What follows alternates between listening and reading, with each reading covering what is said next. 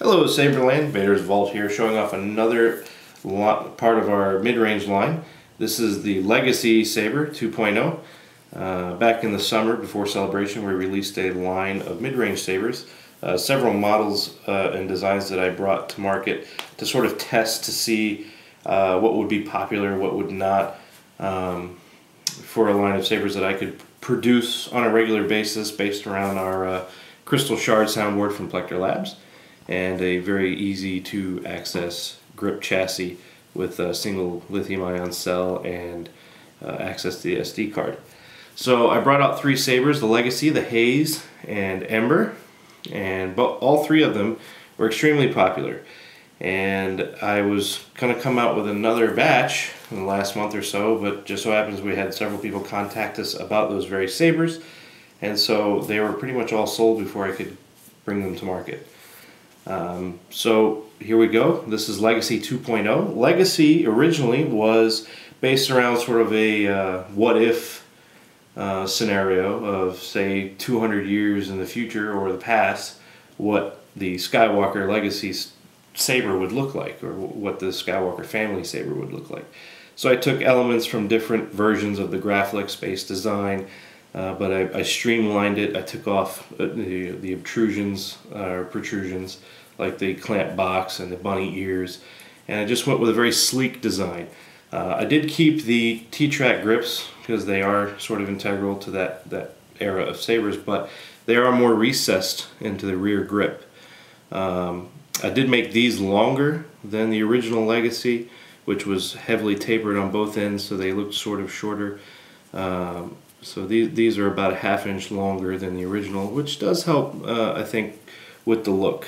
The knurled band comes from the Anakin ROTS saber, which has a knurled band around the clamp area. So I brought that in there, but there is no box. And I threw in some body grills here with some inlaid copper mesh behind it. I don't know if that shows up real well on camera, but that is also backlit with a blade color matching LED on the inside, so for accent.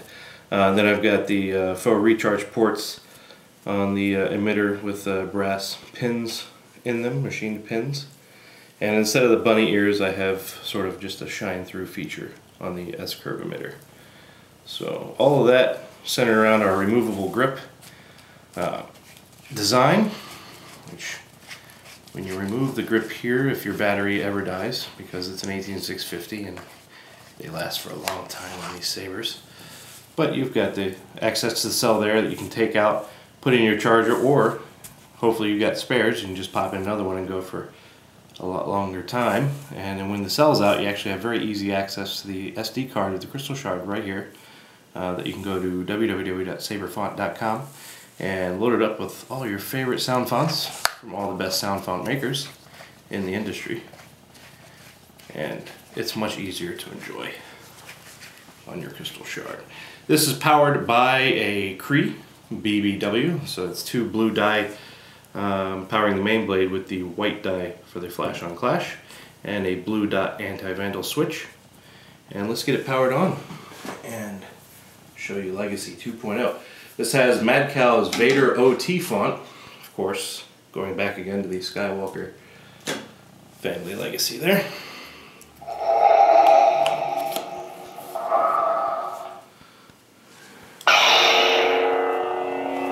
And the Cree blue is a very, very nice blue. Not quite as light as the Tri-Rebel blue, which is more, actually sometimes more of a cyan. But still very, very bright. And of course you got the white die for flash on clash,